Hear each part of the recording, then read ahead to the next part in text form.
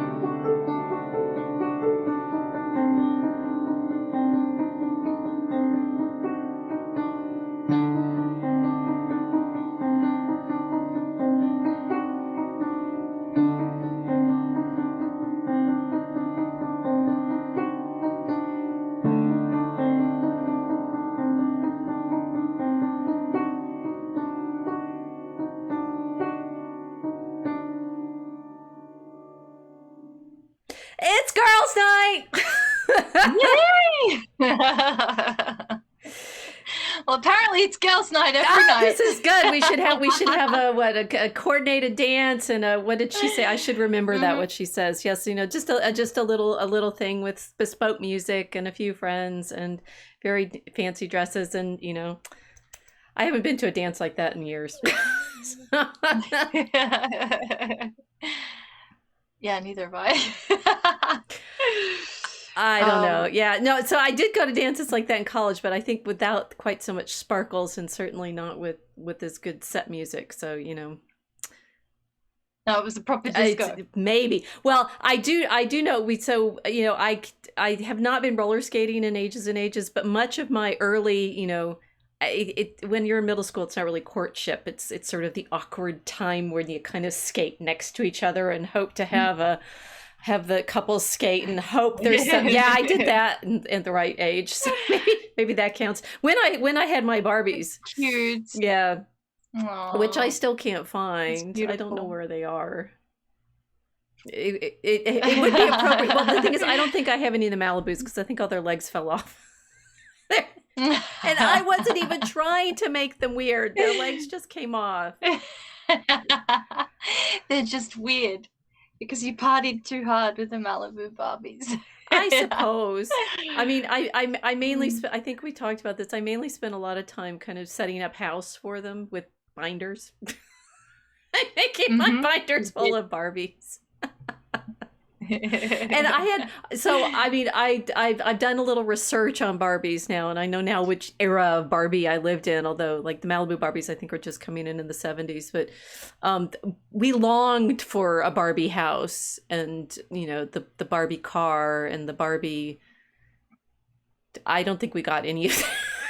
I don't think I had anything but the dolls and some clothes and little shoes to lose, right? Because they're you always have to you just like they oh yeah they you can never keep a pair of Barbie shoes. No, they're always like they always one shoe's gonna come. They're gonna be limping around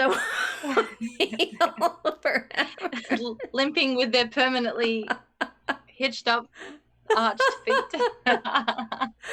And I can barely. Go ahead. Oh, no, go. I can barely wear heels, but my grandmother dressed like Barbie heels, definitely. So I think maybe I'm too old. I should have been my grandmother's era to be able to wear the proper heels. I don't know. I mean, people are still wearing heels. weren't people still wearing heels in Gen X's are heels? No. Gen X weren't. Were No, they? we wear But Gen X went Birkenstocks. grunge. Yeah. Those I've had, right? Yes. When Weird Barbie gives her the choice, it's like Birkenstocks or heels. It's just like reality. Oh no, the Birkenstocks definitely. Although I don't like Do you Birkenstocks. want to see the Gen X reality or not? So millennials, you guys get the you're millennial, right? Or you Gen? Technically, yeah. That that's, I guess, like Sex in the City and heels and stuff like that. Truly, I had none of that. I wore Doc Martens. I'm Weird Barbie. You don't get to be Weird Barbie. Yes. I'm Weird Barbie. Well, I think I paused, like I was more into Gen X culture than I was whatever millennials were doing. Grunge kids with Doc Martens make way more sense to me. Doc Martens are good shoes. You could have one pair of Doc Martens. It would last the whole year if you wore them every day. Yes. Indestructible. Or they were before the manufacturing got moved from the UK. It's just some other multinational destination of production. Well, when I had them, I was in the UK, so there they were. Oh, you had the proper authentic. Yeah. And you could wear them. I'd have one pair of shoes for the year and wear them wear through the bottoms of the Doc Martens. I don't think I never got them repaired, so I don't think I'm authentic level grunge. But I've had the Doc Martens. Well, if you get to the punk level, you'll have the same pair of shoes for 20 years. Yeah, well, that's just the ones that are in the back of the closet. That doesn't count. And now I realized that we, appropriately starting this Barbie stream on shoes. So one time my husband went on a trip and he came back with a book on shoes from a shoe museum in Toronto. I think there is a shoe museum in Toronto. And I loved it. And it was at that moment, I think that was my true Barbie moment when I realized I do love shoes. I don't wear high heels, but I have more pairs of shoes than I realize when I start counting them, because there was I was reading some advertising thing and he was saying, you can choose to get how many people are going to buy more things by whether or not they have already some of them. And his example was shoes, like, do you have 2 pairs? Do you have 5 pairs? Do you have 10? And I'm like, I'd still be standing after many iterations of this 2080 cut. So I think I actually like shoes. I'm not my grandmother with the heels. But you do have the Sex in the City shoe thing. I do. So the Barbie effect is clearly there. And yet, never had the house, never had the car. No, I had a pink car once. Believe it or not. A toy one or a real one? It was a real one and it was pink. And I drove it in a country where a pink car stands out and you don't want cars that stand out. I didn't choose the color, but I ended up with a pink car that used to get broken into all the time. To be fair, I think pink cars stand out everywhere, not just wherever. I mean, although when we went to Graceland and got to see all of Elvis's cars, and they were selling toy cars, and I bought the pink Cadillac, so I guess I have a pink car. Got one. This is just a small one, but you've got a pink car. This is the so the Barbie effect is showing itself. Just feels like the shoes, the pink car, the love of hostessing, roller skating. Mm-hmm. Oh dear, maybe I am Barbie. So how much convincing did it take to get you to go see this movie? Oh, well, like all the 5 seconds when you said, I went to see this, we're going to talk about it. Okay. Oh, so I convinced you. So my inner Barbie-ness is like, pushed you over the edge that easily. Well, okay. So, but a year ago I said, let's stream, and you said, okay. So I guess I have a certain degree of she's Barbie. of Barbie power. Stereotypical Barbie? No, Barbie Prime, as Dark Herald calls her. I'd be Barbie Prime. Yes. Well, okay. Barbie Prime. Yeah, of course you do. Yeah, but I did. Isn't this obvious? Growing up, I was not blonde, right? I appreciate that now I'm better than blonde, right? But when I was growing up, I was a regular old brunette, right? So I just didn't have the power there, right? My grandmother was blonde, so she had the Barbie blonde power. I didn't. In fact, my first Barbie was brunette, not blonde. That's why I think I always resented the Malibu Barbies because they were blonde, not because they were tan, because I could do that. I didn't have a well, look, I grew up around people that came from the generation where it was blondes have more fun. But then with dark-haired Southern Mediterraneans surrounding me, so the ideal wasn't blonde. But I'm just trying to think. I think I owned one, maybe two Barbies, and they were Disney princess Barbies. So not even real, like, attainable.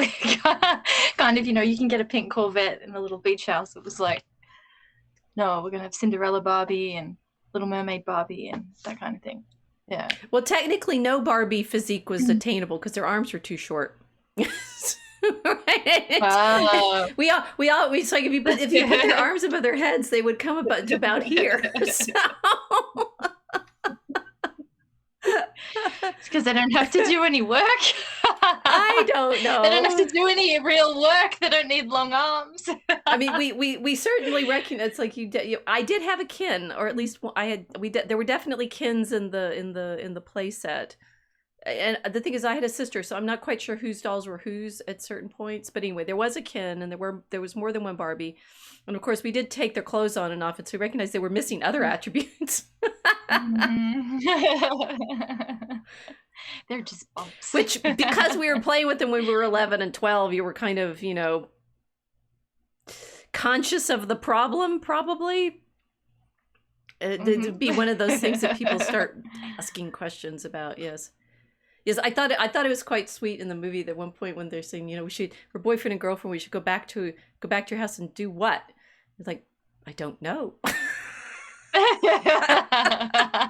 It was beautiful. It was very wholesome. So this incredibly wholesome movie, I won't say, I think deep down I knew I wanted to go see it because I was in fact hoping for, Clueless in some respects, right? I was hoping for some kind of, or Legally Blonde was actually quite sweet and in a variety of ways.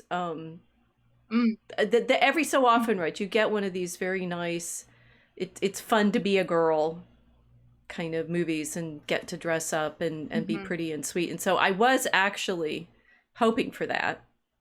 But then our friends in the alternate internet, which basically means everybody, started coming out. I don't know what happens on mainstream media anymore. I haven't watched it since the last time I was in an airport.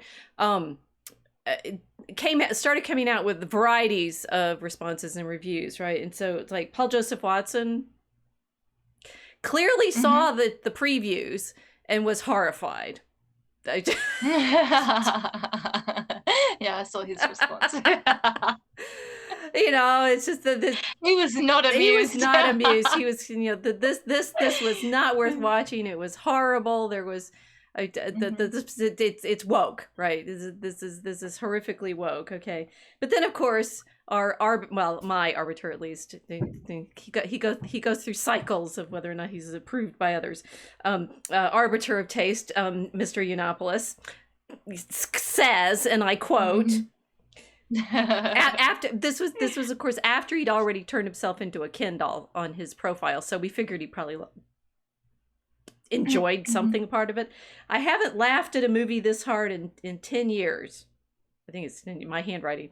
It's a masterpiece. I'm like, well, that's okay. I have seen movies with Milo before and I've enjoyed them, so I thought that was worth thinking about. The Ken supercut will be transcended. Well, then I was actually intrigued because, of course, there's something more to this than just Barbie and her Barbie land, lording it over all the well, she doesn't actually lord it over the Barbie. She just says, "Hi, Barbie," and they all say, "Hi, Barbie," back, and they're all called Barbie, right? Which you could, okay, so they're all Barbies. Oh yeah, it's like a pink Twilight Zone. Like everyone has the same name. Everybody's the same. Yeah. So they're nothing but Barbies and Kens and an Alan, right? And a Midge, Yeah, one Alan. right? There's a few outlier dolls, but the rest of their Barbies and Kens, right? Okay. And then of course, so but the more substantive reviews I got, we had first. Let me see. I'm doing. My students do this, and it's like they get their phones, and it always looks like is that big enough to see things on? And they're reading books. So we had the Dark Herald's reviews, and I on Archaven, and I will say, prefacing this, I do trust the Dark Herald in his criticisms for the most part, particularly. When I first started reading them last summer, when he was doing reviews of Amazon's Rings of Power, and they were it was across the board. Righteous fury against and people were my goodness. And we did a little stream on that, right? You all know we're just like Gladriel in armor. We were not interested, right? We were interested in Barbie. We were not interested in Gladriel in armor. So something's up here. And so, if the Dark Herald has an opinion on something, and he did go see the movie, which is fair, but more so than Paul did. But his original his estimation was the movie itself, right? It starts off giving a little backstory on the dolls, but we won't go to do that in a moment. Quote, the Dark Herald, there has never been a more misandrist heap of shit, excuse me, beep, than Barbie. Ladies don't say those words, but I'm quoting here. For that matter, is profoundly woman-hating as well. This celluloid stain is purest third-wave feminist bull. Beep. A piece of propaganda created with a view towards warping the minds of little girls into being solipsistic failures at womanhood before they get anywhere near puberty. The Dark Herald does not recommend this movie. He finishes, right? I'm like, well, that's rather sad, and he had actually seen it, and so I'm not sure about what to think about that. But then he did something that made me intrigued, which is, of course, talking about how much money it had made, which is not necessarily. It's like we're watching things like the Amazon's Rings of Power not make the money that they were hoping to, because they were clearly simply trying to cash in on our stories that we liked. But apparently a lot of people have gone to see Barbie, and I think this is where he won me over, although it's not actually his own doing. It's that Twitter thread that I got caught up in after posting our What Women Really Want. Oh, how provocative, right? Well, apparently it turns out that women didn't want Ray, Carol Danvers, Captain Marvel, or Mikey Spock. True, didn't want any of those. I didn't, certainly. They didn't want a gender-swapped male hero who was putting men in their place and making them stay in their lane. Women just wanted Barbie. So there. The men who got dragged in found that something they liked in Ken, as had Milo. So, now I'm intrigued. He had problems they identified with. They understood his struggle. And then Dark Herald goes dark and saying, Hollywood absolutely will not. They might be willing to make movies like Top Gun Maverick, but they won't enjoy it, and it will show. Okay, fine. So I really wanted to see it anyway. So we did. So we went to see Barbie. Yeah. We did. Milo should write an article about his like a proper review of this film. It would be interesting to hear his Ken supercuts in the written form. I think I agree. Yeah. So yeah, weird. Yeah, so you got me in. So he said, which is fine. She's everything. Like, he's just Ken.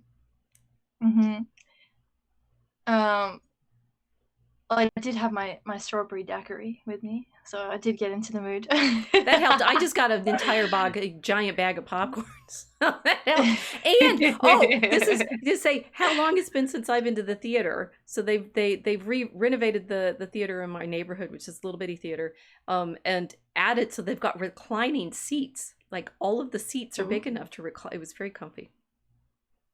Amazing. And popcorn. And there we were in the theater. My husband went. My husband and I went. He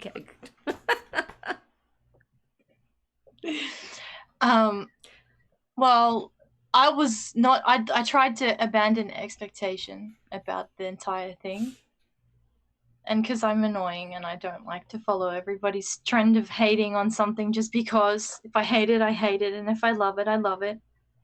I didn't. The things about Rings of Power that bothered everyone else didn't bother me. But I also still hated Rings of Power for different reasons. Did you ever watch any of Rings of Power? Oh, you yeah, did? I've seen Okay. quite a few. Yeah. I wasn't hate watching. I just needed to understand what was wrong. and that we are allowed to continue to mock. Oh, well, yeah. If you hate it, you hate it. You sure, go for it.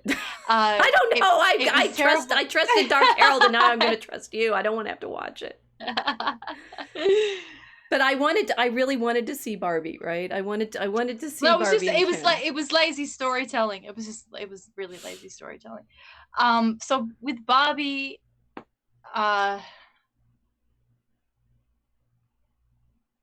opening scene got me because it's fabulous. You've got all the you've got the cinematic homage to the opening scene of what is it? It's either Planet of the Apes or 2001 Space 2001. Odyssey. I always forget the difference between it is 2001 Space Odyssey, where they're all having a chimp out. So it's all these little girls with their dollies, and they're playing mom, and they've got their little baby girls and baby girl dolls, and then the music starts playing, dun dun dun dun dun dun dun dun dun. Suddenly you've got Barbie, the prototype, first edition release. She's towering over them, and of course they start bashing their dolls in and rebelling against their maternal role playing that they've been allocated to, and then poof, Barbie is in, and suddenly the world is revolutionized by her. Pink, completely pink. Well, that was one of the. It was amazing. That was a beautiful opening scene. Okay, so that's one of the ones that Paul Joseph Watson was completely triggered by, because he said, this is, and I admit, right. I would like, here we have, I've got that on screen now, so she's there towering, and apparently in that black and white stripy bathing suit, which was the original costume for the doll as Barbie. That he was saying, here they are destroying the little girls are being taught to destroy their desire for motherhood and give it all up, as the Dark Herald is going to say something about, they're going to live a life of childless materialism in their pink little world. But you liked it. Well, I didn't read it like that at all. Yeah, I didn't read it like this is for little girls to be told this is what you need to do, although it could be. Okay, let me summarize my thoughts about Barbie in one sentence. This film is a Rorschach test for your feelings on gender identity crisis. Okay, that's it. It's a Rorschach test. So if you go in with one idea, you're going to come in and you're going to read that movie with your track. Mm-hmm. That's my feeling. So when Paul Joseph Watson sees this, he sees Hollywood propaganda as programming, giving that pink MK Ultra to little girls. You gotta bash these babies. You don't want to be mummies. I didn't see it like that at all. Because of course I'm coming in as an older millennial on the cusp of the Doc Martin generation. I don't think you're that much younger than Paul. I think you're actually, he's 40 now. Yeah, probably around that age. I know you're younger than me, so there. I'm not telling. Anyway. We stopped counting after the 320. Okay, fine. Years, so. Yeah. The generational thing, but I think the thing is, I like that image. It's like, this is the Rorschach test of what we saw And I did go through looking up the ages of all the people involved in making this movie because I was curious. And Gerwig is about 40 something, the writer, right? But she co-wrote it with her husband, who is in his early 50s, which I thought was interesting. Okay. Gosling, who plays Ken, is 40 something, 43. And Robbie is 33. The one playing Barbie. So there's it's an interesting, they're mature adults, but of a range of about 20 years that were involved in creating it. And McKinnon, who's the weird Barbie, she and Gerwig are roommates in college apparently. So yeah. Nice. Okay. So they know each other. They have a lot of room to play then, which is great. So those age ranges, first off, that's the peak era for what women had to go through, being crash test dummies for the new femininity, the new womanhood. We were pumped out by boomers. And so all of the women and the men involved in this film have been in the same boat that me and the girls that I grew up with were, which were the crash test dummies for this philosophy of femininity. So I saw the opening scene and I thought, yeah, I know what they're doing. At least that's my reading of the Rorschach test. They're showing exactly what we were sold or what we were given and what our mothers were sold and given, because it really wasn't us. It wasn't our generation. We didn't put the dolls down. Our mothers put the dolls down. So when they're having their little Dudley chimp outs and smashing these babies, I was thinking, I'm looking at the boomers. That was my first thought. I'm looking at the boomers here. This is what was going on. And the doll, so that doll, she came out, they released her in 1959. So absolutely mid-boomer. Yep. Boom. Yep. Absolutely peak boomer. Peak boomer. This was when those girls were supposed to be playing mummy. And then this prototype of femininity is introduced to them. So Paul Joseph Watson sees it maybe as a propagandizing of the younger generation. I saw it as a revelation of what my generation had to go through. We were born into that post dolly chimp out culture, because by the time I was born, this had already happened. We didn't put the dolls down. I really had to think about whether or not I even had dolls. Well, I did have a baby doll, and I had a lot of Lego. I don't remember ever being told to play or not to play with her. I never liked the baby doll. Interestingly, I liked my stuffed animals. I liked teddy bears and such, and I played with the Barbies. And so that may be me being weird, right? It's like I don't think I ever like wrecked the doll, and I was certainly not raised by my mother to not want to have children, but I remember not liking the doll, right? The baby doll. I found them creepy. I found baby dolls creepy. They were dead. They were like dead things to me. Yeah. Yeah, we had plush toys. I loved my stuffed animals. I still have my stuffed animals. I slept with and loved to death, and seems all broken and everything. The stuffed animals I really enjoyed. The baby dolls, no. I did. I found them like maybe Uncanny Valley creepy. They were that little bit too realistic, and so I didn't like them.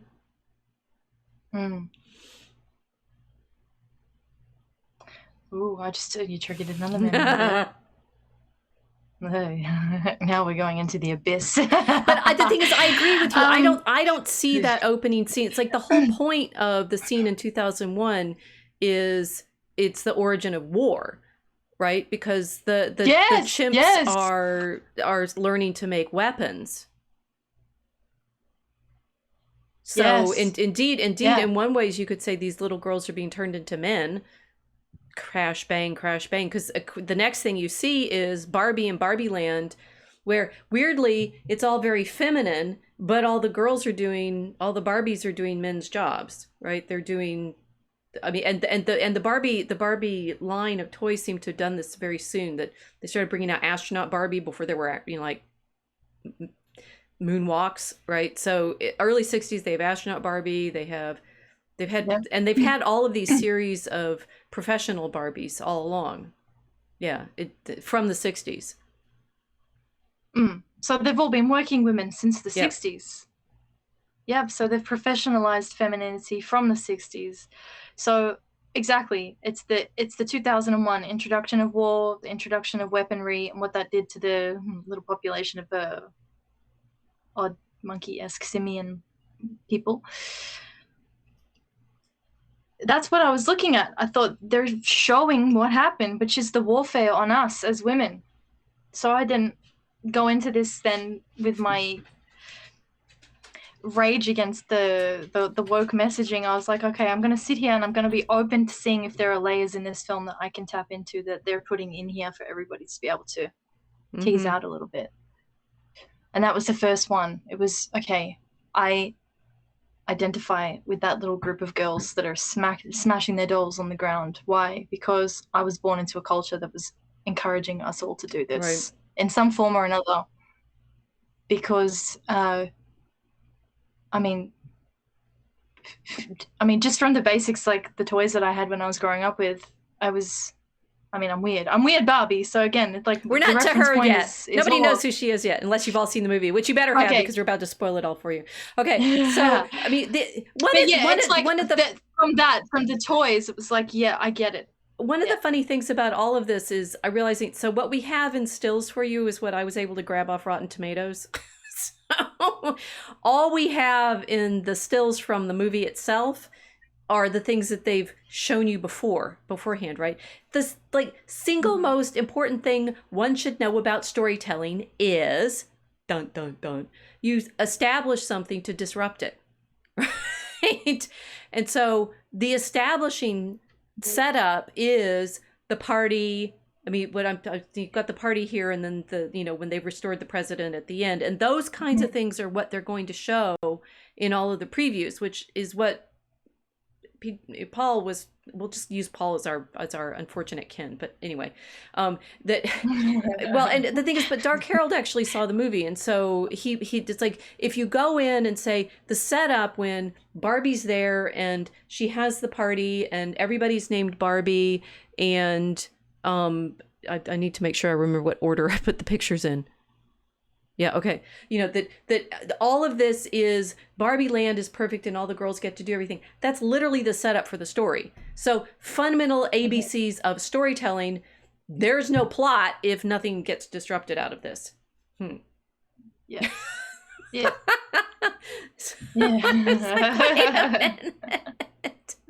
And that's what we know. What Dark Harold first described at the beginning was, in fact, the way the Barbie Land is set up looks like this.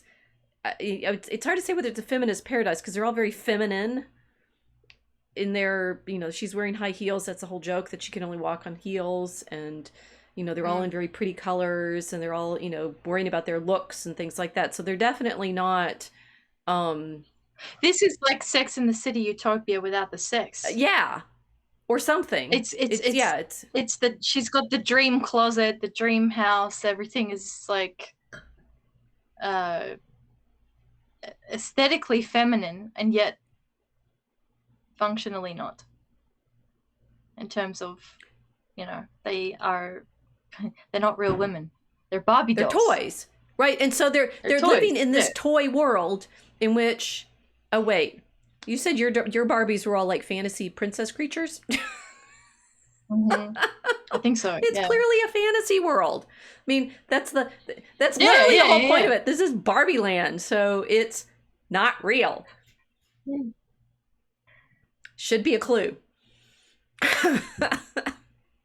Yes.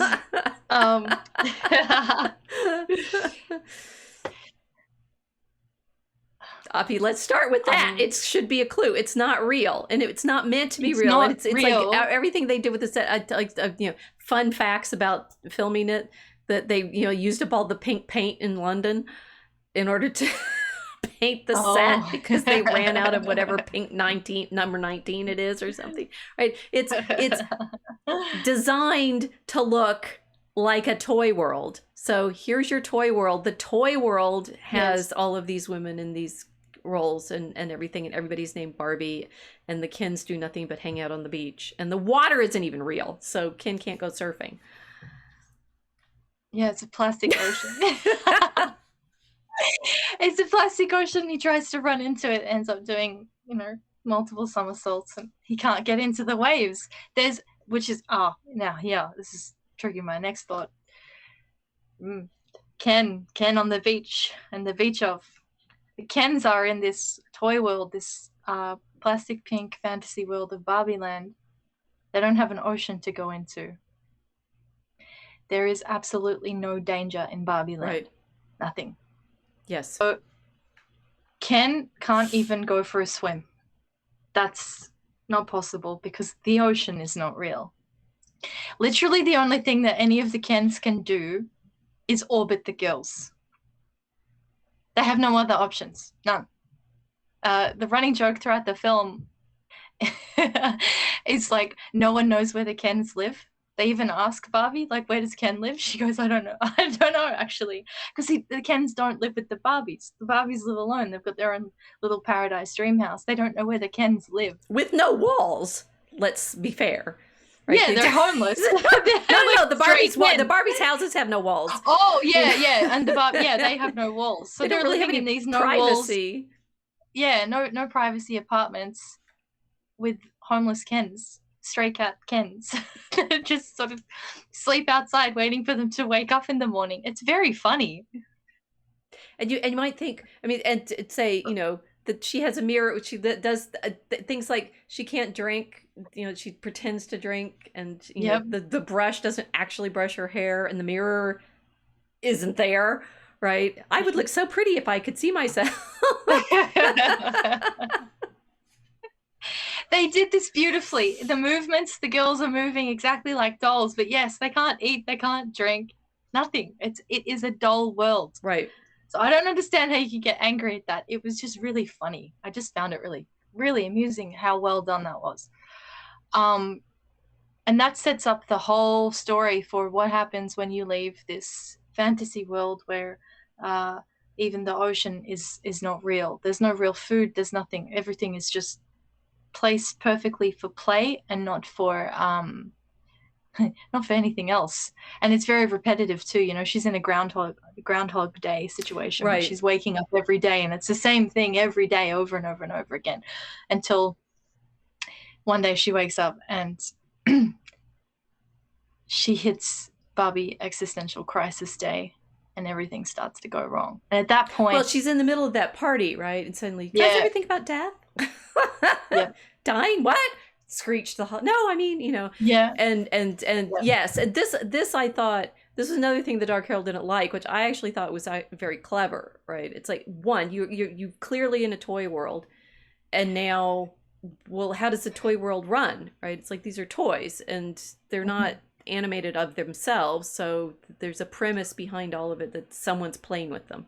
So this is a fantasy world that is being created by imagination. Yes. And what happens? Well, what happens to Weird Barbie?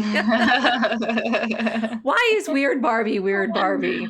Right? Why she's on screen now? Why is she different from all of the other Barbies? And I did actually like this as a, it's like, well, how do you break out of the play world? How are you going to have access to the other, the real world, the reality world? And it's like, you have to go talk to Weird Barbie, who is always weird, who's giving her the choice between the flat shoes and the heels. Yeah, do you want the high heel or the Birkenstock? She's the Morpheus character of the film, Yes. Blue pill, red pill. Do you want to get Birkenstock pilled, or do you want to stay high heel pilled? And of course, Barbie, she wants to stay in the high heel world. Weird Barbie's like, no, you have to pick the Birkenstock if you want to know what's going on. Weird Barbie's there, they're a mystic shaman in the broken wonky house on the hill. They all laugh at her behind her back and to her face. That's another running joke in the movie. It's fantastic, you know. So she's just weird. Her legs are permanently split. She's got snakeskin boots on. That was the only thing Barbies could do, like, because if you did them, that's why their legs all fell off. Anyway, that's why yours were destroyed. They had terrible hip joints. It's very funny. So of course, weird Barbie. She's the joke too. You know, this woman's moving like a Barbie, and her legs are constantly up, and she's lying on the floor. So, looks ridiculous. Makeup's gone crazy because obviously little kids have drawn on her face. Yes, cut her hair, set her on fire. Yeah. I related hard to that. It's like, now I'm starting to remember all the, you know, it's like, so these, you know, they were a foot long, right? And you could hold them, you know, they're very thin, right? But the tortures at the bar are always put through. To imagine that all little girls who ever had these dolls, you know, kept them pretty. Oh, right. No. You set them on adventures. There's a lot of weird Barbies. Yeah. Where are we going today? Or simply tortured them, right? Throw you off the roof into a fish tank and see, you know, if we can get it right. You know, all sorts of things. Yeah, so she's been tortured, and you know, she's kind of existing up there in her own little world.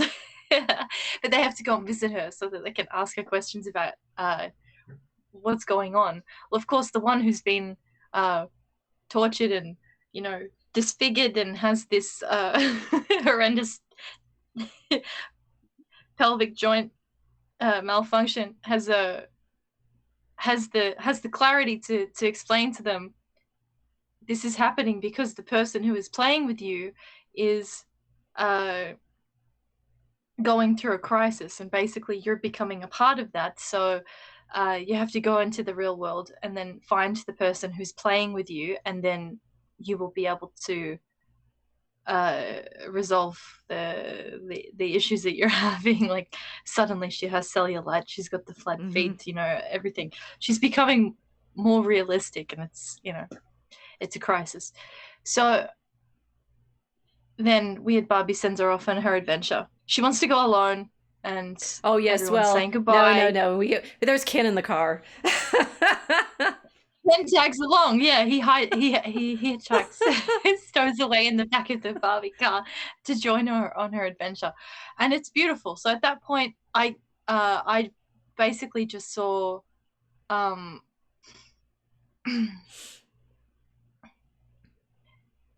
a really humorous nod to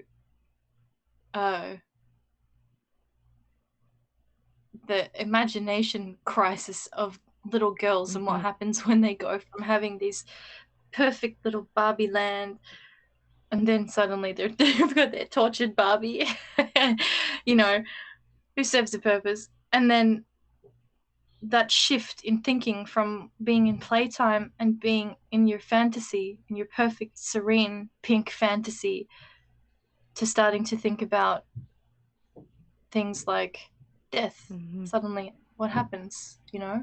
I'm not the Barbie. I'm not like the Barbie. So it was really, really well done. She has to leave. Still couldn't figure out how people are propagandizing little girls at that point.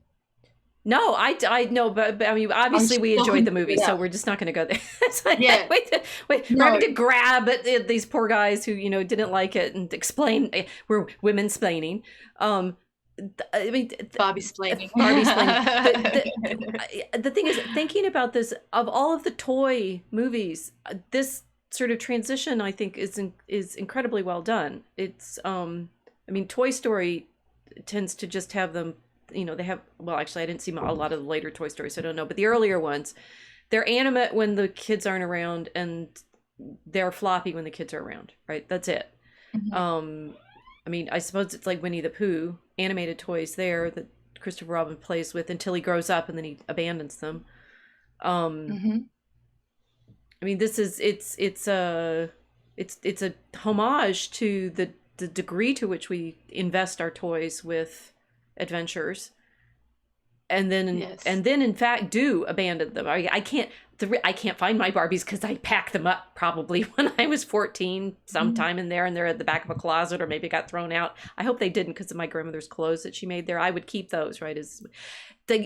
Eventually you don't play with them anymore. And wherever that period was between about 6 and 10, when they went on adventures with you and such, it's Puff the Magic Dragon constantly. It's like you don't come back eventually. You go off into the, oh, I'm gonna cry, right? You stop playing in your adventure world, and you indeed end up having to go into less easily solvable situations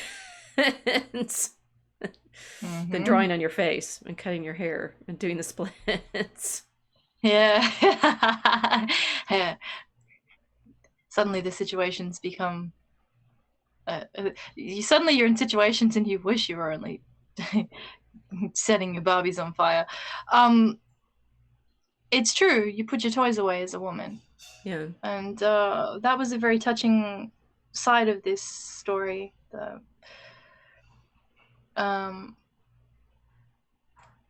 I think, again, for all of the Kens looking in and saying, this is the feminist utopia and this is Barbie land, we have no power here, we have no influence in this utopia.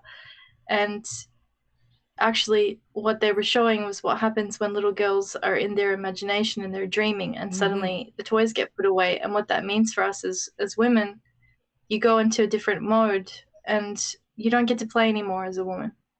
We don't get to play in that same way. And I think that's part of the whole movie, is demonstrating what happens to us as a sex, especially in this culture where we've been told to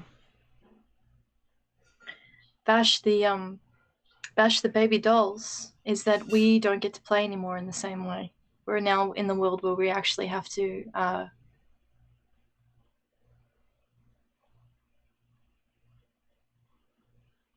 deal with the reality of professionalized femininity. And the main character in this movie is going through this horrible internal crisis because she's hating it. And she's working out her stuff on Barbie Land, which is why Barbie ends up having to go and see her. It's all the headspace and the crisis of the woman who's started playing with her. Okay, we're not there yet.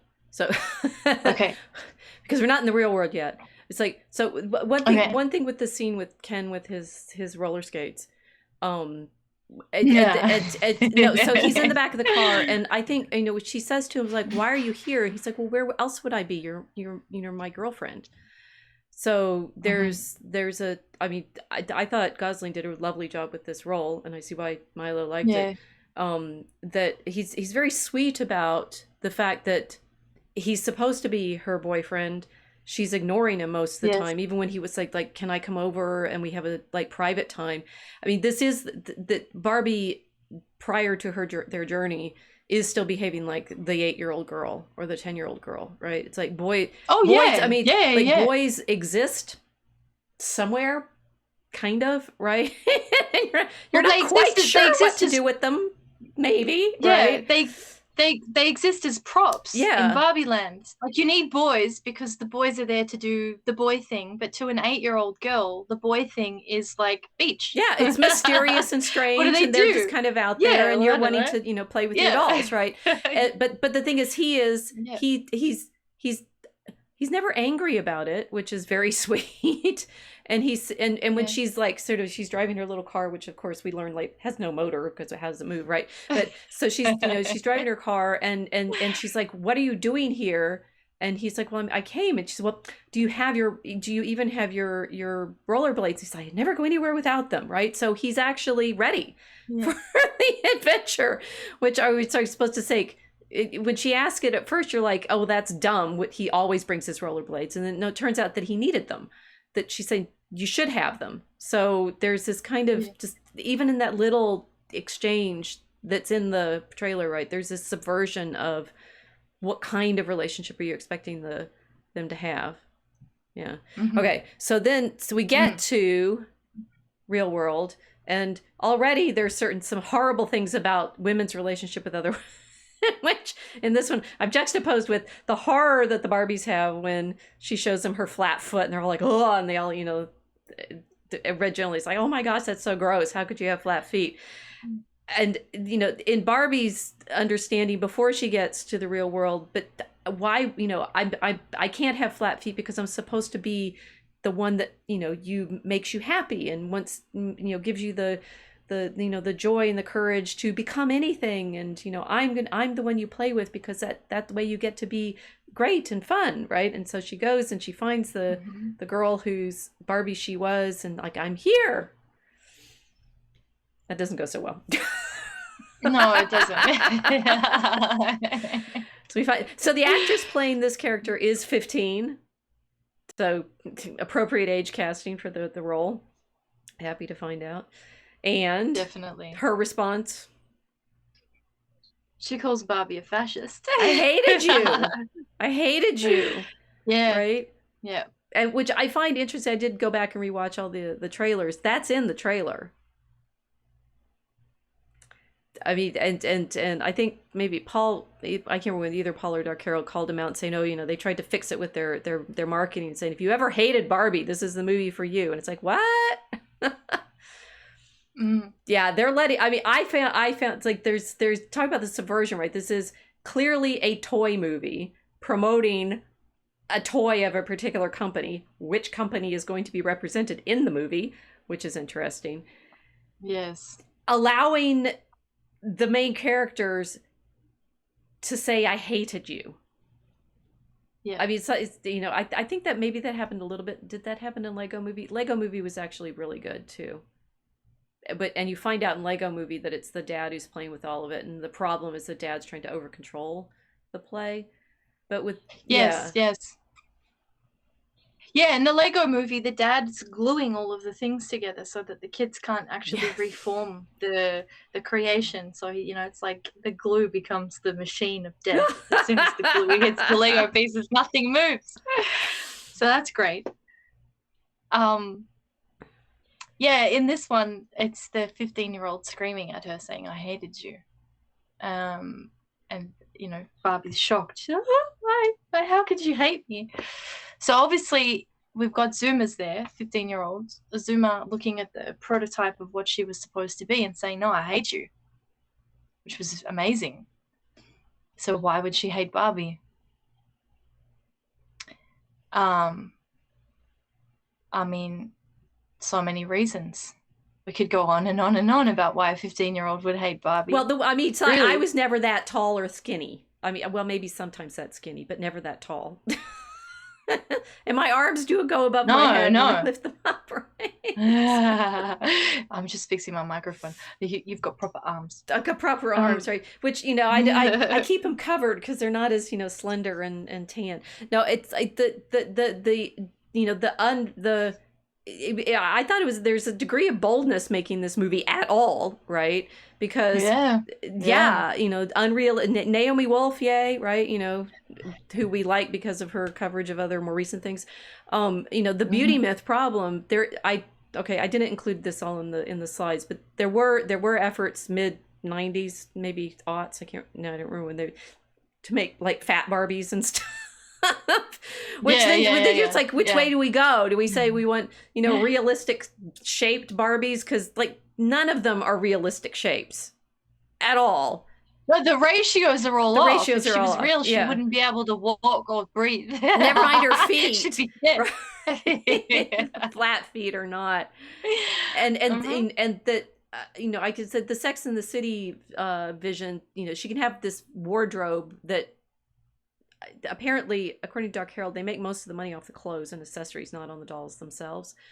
So yes, once you get the doll, and then you have to have the full clothes, which my grandmother made clothes for mine, so I didn't have to, I made some of my own clothes. I knit things for them. They had these little sheath dresses that I knitted. Oh, amazing. Yeah, that 1970s crochet, I love it. Yeah. Although it's a little knit machine that you just knit little tubes and put them on the Barbies. Glue came. No, we're off topic. Why would you hate the dolls? Well, obviously, because you could never be as pretty as a runway model. Like 10 women get to be that in the world. yeah. Well, I mean, it's the face, it's the body, it's the lack of cellulite. I don't know.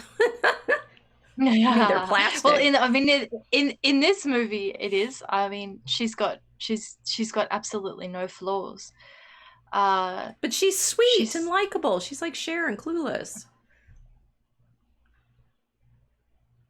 Oh, actually, in this film, she's beautiful. Are we supposed to hate her? Lovely. Wait, no, we're now confused. No, I think it's because the girl who's screaming at her is 15, and she's past the point at which this particular person can help her. She doesn't see in her an image or a doll that can help her work out her particular problems. She's not able to relate to her. It's like, no, I can't. I hate you because obviously I'm not in Barbie land anymore. Right. You know, you get to stay in Barbie land forever. I'm not there anymore. I'm 15. I'm being told that everything that happened before I was born was just fascists, and you know, I hate everybody and everything.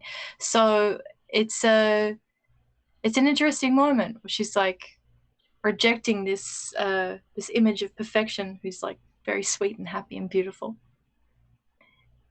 And it made me watch very clearly too the relationship between this girl that was screaming at Barbie and her mother, who ends up being the one who's playing with Barbie. So the 15-year-old isn't the one who's playing with her. Barbie comes to her thinking, oh, you're the one who's playing with me, having the existential crisis. It's not the 15-year-old. Right. It's the 15-year-old's mother.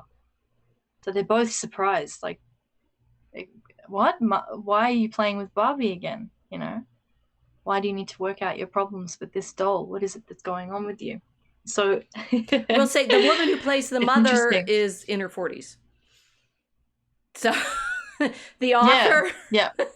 one of the writers, the one who plays Weird Barbie, and the mother are all in their 40s. Yeah, it's clearly a show for women in their 40s. Yeah. That crash test generation. Yeah. As I'll refer to it as. Well, which in fact both got now Gosling and McKinnon are, right? And this is an interesting juxtaposition, right? Because Weird Barbie, and I think I'm not sure this is from the movie. She's here in her, maybe this is from later in the movie when she's not in her leather boots, her green boots, but she's in her docks. And, you know, that she gets to be the kind of masculine girl against his whatever kin is. She's weird combat Barbie versus his. And I'd say that now that we're doing this generational thing and saying, you know, these two people actually in real life are the same age, pretty much.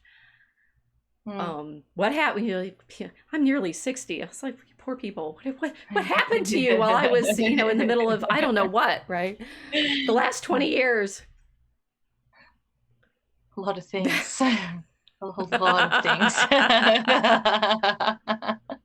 I do say it's like being so that, you know, I went through that period in the 80s and 90s.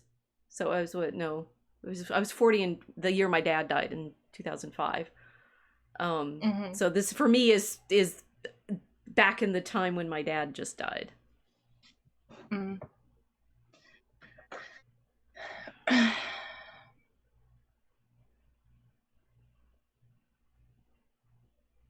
Did you feel that a doll would help you relate to that situation? Not really.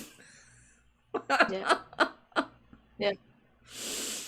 Although I did. The thing is, I've always had stuffed animals, so I did have lots of bears and toys and things like that. But no, and you asked me that. I had from that time I got an American Girl doll. I think after my father died, I went and found other pieces of story.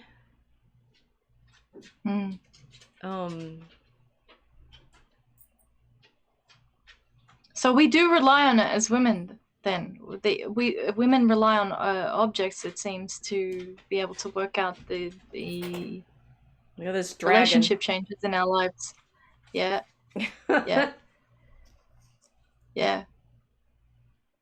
I got her. Yeah. Well, I'm thinking now. My brain's going in a million different directions. That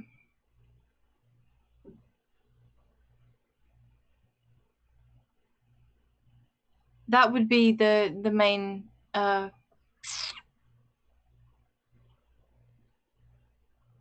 The main thing driving this story then is that the mother in that generation, in this crash test generation, that have phased between the boomers that idealized Barbie and the zoomers that hate her. Our crash test generation worked out we're working out all of our psychosocial stuff, our relationship stuff with these dolls, with these objects. We've been working out all of our psychosocial stuff with objects. Yeah.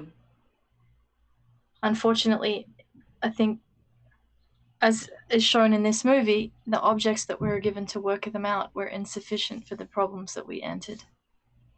Well, it's so yes and no, right? So I think we're building up a lot of the great problems here. So we have Ken juxtaposed with the weird Barbie as like, it's interesting that, of course, when Barbie has problems, she can't go to Ken and ask him for help because he's just Ken.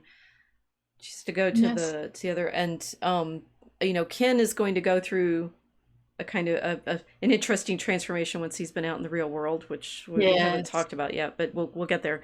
No. That he's gone from having no idea why he's supposed to be there, except for he loves Barbie, or I think he does he say he loves her? He wants to be, he's her boyfriend and wants to be right in that. And then after he comes back from the real world, he's cool Ken. He's Ken with machismo. With his Mojo Dojo Casa.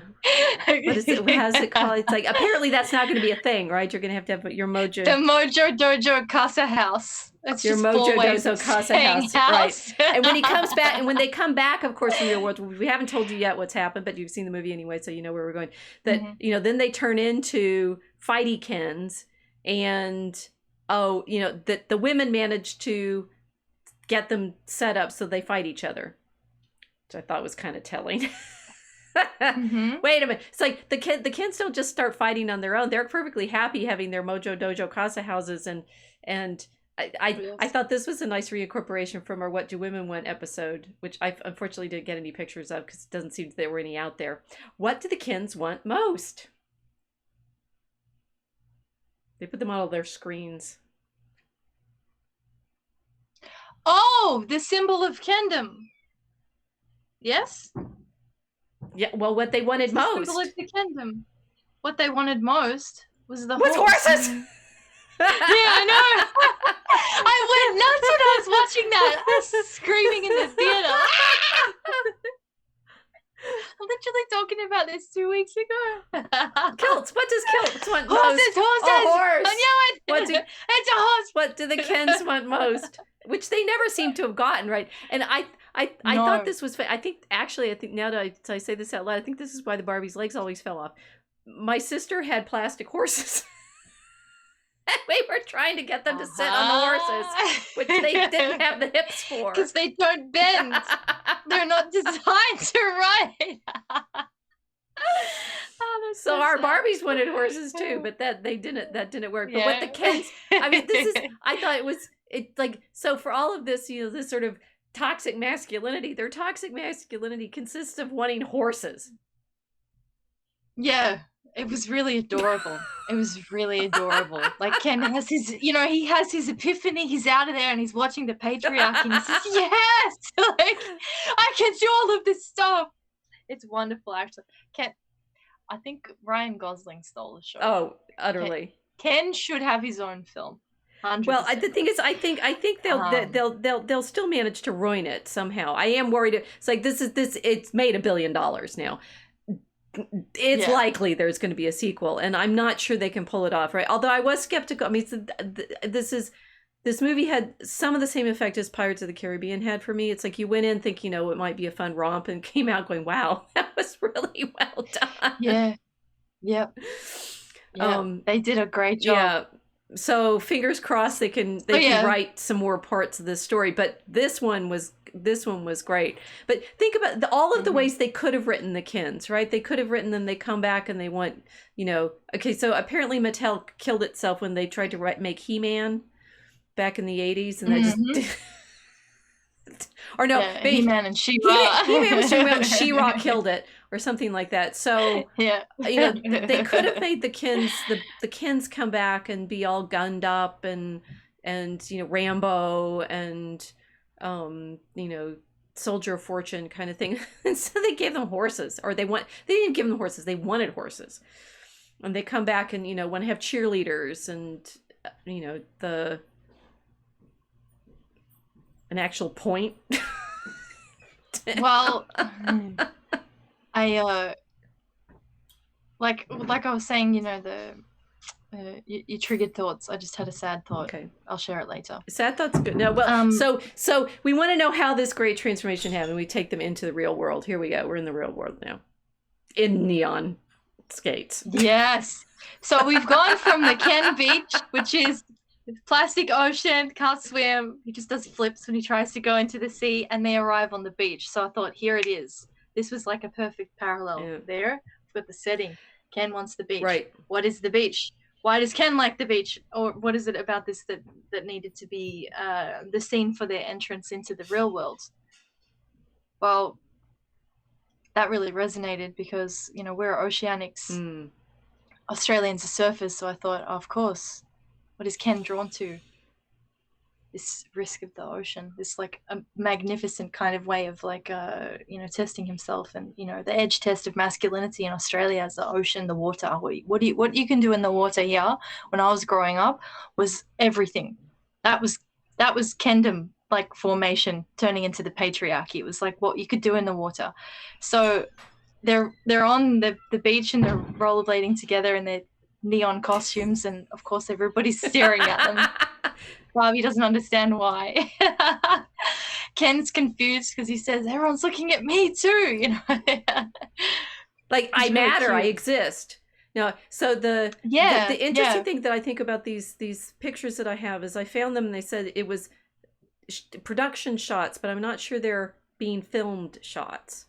And I'm trying to figure out whether I'm overreading, and I obviously have to go back and look at the movie and see what it's. If this is Ken and Barbie, it's one thing. If it's Gosling and Robbie, they're completely different pictures. Because he looks like a man in this one, not a Ken doll. And they're still in their ridiculous, toy costumes, right? They're still in their yes. She's in her. But it's not the clothing that's showing it. It's their body posture and it's them, right? And so, Gosling actually as a person is, it's like when they're there's something different about their faces and the way, one, that means that their acting is really strong. But it's sort of this, what happens when you're not in toy world anymore? And what happens when these actors aren't in character anymore? Well, when you're not in toy world anymore, suddenly you're subject to actual dynamics of being male or female. Then everything changes. Well, there's a way in which he's walking and he's in his cowboy suit with the fringes, and he looks really like, I don't hope I'm not over reading this and this wasn't just a still from the movie, but I don't think it was. I think these were just, they happened to be caught by photographer kind of things when they're on set. That he's walking pretty assertively and she looks a little nervous.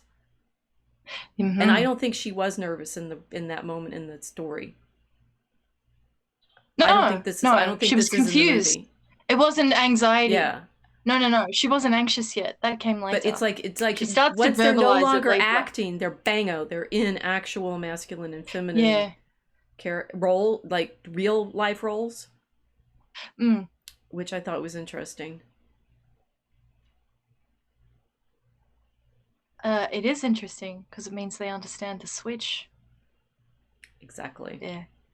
Yeah. They're actors. They should know how to. So they portrayed these doll characters, and yet they're not real at all. And this whole, I mean, one of the fascinating thing about the movie is the degree to which we see this as, what kind of fantasy fulfillment is it when the whole story is trying to show you what it's like not to be a doll. Yep. Yep. Well, the first thing that happens when they enter the real world and they're still thinking like dolls, they haven't had their haven't had their real world MK Ultra yet. Barbie's confused about why men are looking at her sexually. That transition, I thought, was really lovely, because she punches a guy in the face. Of course, then they end up going to the police and having a mugshot taken. and Ken's going, ah! Ken's really happy.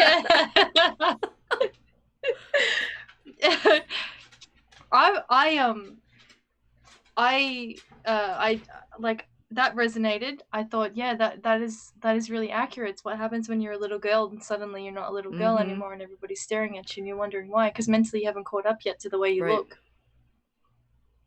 And then you've got to deal with being molested out in public all the time, which I know everyone's going to say, oh, you bloody feminist, and it's not the Congo and you don't get raped every 15 seconds. But it is actually real. It takes a while. No, it's real. You're saying it takes some time to adjust yourself so that you get noticed or not as you wish. I had a very nice older man tell me how pretty I looked today. It was nice. He was sitting in front of the church and I was walking my dog. Oh, beautiful. That's important. I don't think men understand how. No, it's really important. You should tell women that they look pretty. He said, "You look nice all the time." You look. How did he say it? It was nice, right? And but the thing is, you don't. Obviously, I'm nearly 60, right? I've been practicing. I remember now when you're saying it. When I was 15 or 16, it was awful because you didn't know. I mean, happily, I didn't have any like major. Like we can do a different movie next time that's not going to be as happy. This is why the transition is so horrible, right? The what happens for girls when they go from 12 to 16, or men, right? And the dolls, they didn't know what to do. They didn't even know how to kiss in Barbie Land. There's no kissing in this movie. It's a pre-Princess Bride movie, right? Ooh, kissing. Yeah. By the end, you could think maybe they might possibly want to, no, it's still pre-kissing for the most part. Yeah, it's boyfriend and girlfriend we're rollerblading right, together. Yeah. That's what we do. Like we did. You can't rollerblade with her. I'm rollerblading with her. I did that in the roller rink in the late 70s. It's really beautiful. Well, unfortunately, I didn't have the 16-year-old transition. Yeah. Mine came much younger. My generation came much younger than 16. I mean, I think I've said this on the stream before. Who knows what I've said on the stream before. I went to school with girls that had babies at 13. Yeah. Our transition, if that kind of attention had come in my direction at 16, that would have been a relief. So this kind of world where Barbie leaves Barbie land of imagination and then gets catapulted into the real world, and she has to punch a guy in the face, and suddenly she's confused about why there's a mugshot. You notice immediately she says, we need different clothes. Ken goes, oh, okay, we'll go get cowboy clothes. She's got to change the way she's dressing. When you're a little girl, you're like really unrestricted to the degree. Like I've seen some kids in the last few years, like a crazy outfit. It's so beautiful. There is nothing more beautiful than a little girl. You see them like wandering around in like odd galoshes. The left one's different to the right one because of course, Barbies are always losing their heels. They can't keep it, different socks are different colored. And then we're going to have like pajamas, and then we're going to put our ballet leotard over the top of the pajamas. And then I'm going to do like everything. And it's all the stuff you own that you love, you will put on. Zero self-consciousness about how you look or what your impression is to other people, because in your mind you look fabulous. It's like, yes, I maximalist my way through into just all the cool stuff, looking the best that's ever looked. And then if you're a girl who was a tomboy, well, that changes to, I'm going to just like you know, I'm going to grunge around and I'll have my skateboard and I'll go through my little Avril Lavigne stage or whatever. But that moment where you're like, I can't dress like this anymore. Like, no matter how I behave, I can't avoid this attention. And it was so sad when Barbie and Ken had to go and get their cowboy outfits, and I thought, yeah, she just had that moment. She just had to go and learn how to dress differently so people wouldn't stare. And even then it doesn't work, because even then she's Barbie. She's got to walk out, and so she keeps getting the attention, and then Ken's getting the attention. Ken's loving it, Barbie's hating it. You see the transition. Suddenly he wants everyone staring at him. She doesn't want anyone looking at her. And you know, this very amusing part, I don't want to wreck all the jokes, but like, it's really, really well done. She sits at a bench and she's talking to an older woman, and for the first time she's seeing beauty that's different. It's not fixed at an age limit. It's like, it's the gray-haired beauty of women when they've reached their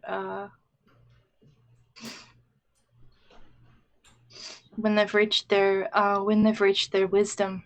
And she and her response to that, it's just so beautiful. So yeah, still couldn't see any problem in it, and all I could see was apparently they wanted the director to cut that scene. Wow. So I'm respecting Gerwig now more, because it sounds like she kept some stuff in this movie that wouldn't have been there otherwise. Respect. And of course that they're going to have to go through this problem. We've talked about, you know, the 15-year-old who's Barbie's supposedly who Barbie supposedly belongs to, hates her. So gee, is that good for toy sales or not? Right. And then the, I mean, it's to a certain extent it's working for me and you. It sounds like it's a nostalgia movie, right? We remember playing with these dolls. It requires having daughters to buy these dolls for someone our age, right? And that's going to be an interesting sort of switch. It's like, are the girls going to want to play with them? I mean, I think my mom was grown up by the time the doll came out, so she's like in her 20s. She was 21 when the doll came out, so she wouldn't have ever played with them. So she must have bought them for us, for my sister and me. Like, who this audience is clearly us, the grown-ups, looking back at playing with the toys. Yes. Which then is the, I thought, very interesting juxtaposition of wisdom in this, right? We've got Helen Mirren is the narrator. Yeah. And the weird Barbie is the director and writer's roommate and fellow actress, I think. So we have Emma McKinnon, right? And Mirren. So I realize I have this, the older British women who get to do the dignified roles now. Mirren's done some really embarrassing roles in her career, and I will never forget the Saturday Night Live when they're wanting to touch her breasts because, like, apparently women are inspired by Helen Mirren's bosom. I mean, this somehow. The thing is, I remember seeing Helen Mirren. The first role that I remember, and I think I was actually aware of the fact that it was Helen Mirren. I'm not quite sure, was when she was in As You Like It in the BBC Shakespeare productions, and in the age that the character, the 15-year-old, was in, when I was 12, 13, 14, 15, the BBC was doing all of these television productions of Shakespeare, and I was obsessed with Shakespeare by that point because we'd read Romeo and Juliet in freshman year in high school, and I was enough of a nerd and a geek and a lover of poetry then that I was watching all of them. And she plays Rosalind in As You Like It. And so I can still see it. There's a scene. I was watching a black and white television, right, too. So the Forest of Arden in black and white with Helen Mirren. She's such a good actress that I mean, it's like, was riveted. And then she was in Excalibur as Morgan Le Fay. And I therefore I know the Dragon's Breath spell because she said it so well. And then I kind of like, I don't know what else happened to her, because those were the roles that I remember him most. But now she has this, she has this gravitas and dignity, so she gets to be the narrator in this production, and I'm not sure how I feel about that, because the narration is the place where, if there's a feminist sort of feel to it all, it's in her voice. Was I overly obsessing with the Helen Mirren character? No. She's not even You on screen. As you do, you put me into like a parallel universe from sailing Here's around. Here's the Rorschach test for me. Yeah. It's like, wait a minute, Helen Mirren's ruining it all for me, because I know in her career she has had, and I think, modern politics right now, she's been saying the right things, quote. So that every time the narrator came on and I knew it was her and I knew it was her voice, it broke the spell for me, and I was sad. See here, this is where I'm thinking again, even by accident, it works superbly on an artistic layer, because the narrator's the matriarch of the movie. Yep. So what it is a revelation of what happens when you're coming up into the matriarchy, because the matriarchy is real. I didn't like the narrator at all. I hated her.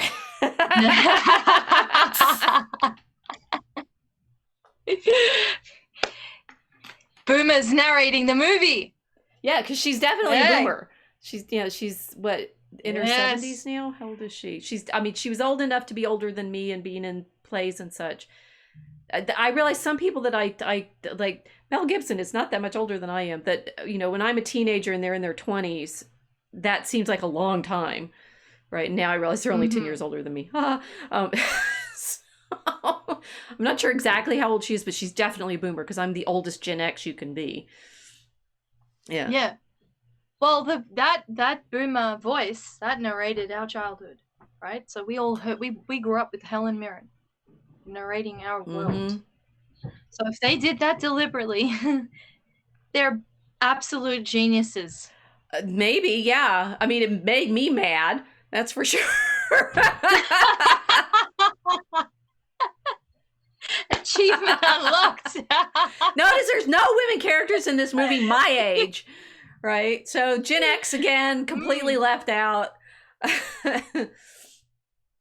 Well, when the writer's husband sort of is in there, right? So I guess if there's anything that I'm resonating with, it's from his. No, it's like there's no voice of my generation in this movie at all, and the voice overriding all of it is. It's the boomers. Yeah, it's a boomer. It's the boomer woman who is narrating the story, and but that makes sense to me as a millennial, because you come up into womanhood, and who is preparing you for it or giving you their narrative of femininity. It's a boomer woman.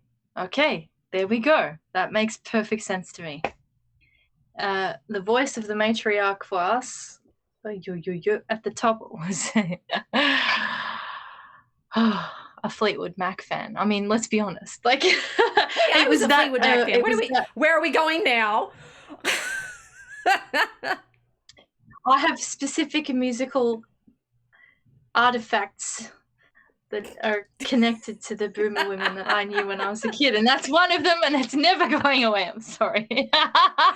I would say my sister I don't mind it. The one who actually bought the Fleetwood Mac records, and I certainly know Fleetwood Mac's music. Rumors is definitely that cover shocking.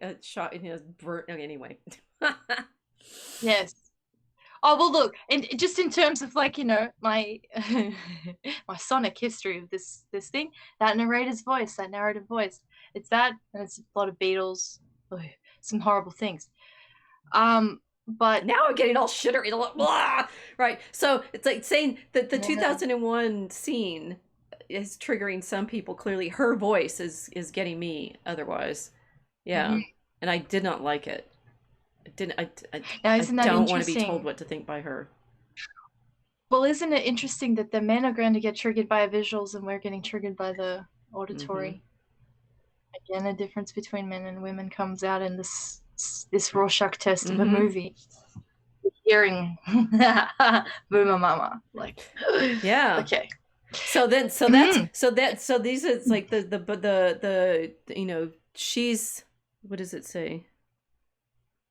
She's the narrator, and this Barbie's always in the splits. Well, then we have the other two pair of mom daughter, who are both labeled in the Barbie promo as she's a human. She's also human. The mother and daughter. Oh yes, I like them. Did you like them? Mostly. I like the daughter, but I don't know her, as it were. I mean, I sort of recognize her, and I was a little worried she was a little caricatured. But maybe she fits. The mom,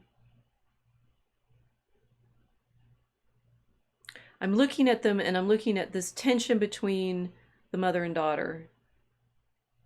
And what I didn't like about their whole setup is the dad's still like around and shows up, and every so often he does a little clip of a scene, and he's kind of ridiculous, like at the end in the car when he's trying to speak Spanish. Yes. Fun fact tidbit: he's actually the actress who's playing the mom's husband. Ah. And she's actually Honduran, from Los Angeles, Honduras, yep. Something like that. So I thought there was, I mean, it's like, I thought she was pretty. I thought she was nice casting, and I thought they were well cast together as mother and daughter, and the ages are right. I hate when they cast parents with children and the ages are all wrong. Like, there's no way you could be the mother of that person, or, you know, like, yes. It's that so they cast them nicely, and I like that. I thought the mom, I think she has one of the best lines in the whole movie at the end, which we'll get to in a moment. But there was something off for me, and this could be, it's like, now it's my age showing. I'm not her age of dealing with certain kinds of questions. I'm like, what? Get over it. Wait till you get in menopause. Right? Or something, right? It's like I didn't find it credible, the kinds of things she was worrying about. My father died when I was that age, so, you know, bango, I was suddenly weeping for a year, and I've been thinking about that too. It's like, what happened when my father died in terms of the men in my sort of, everything resets, right? When you lose someone of a generation. My mother's still alive. My mother-in-law died when she was younger than I am now. So it's like you're resetting on mortality and life path and stuff like that in different ways. Yeah.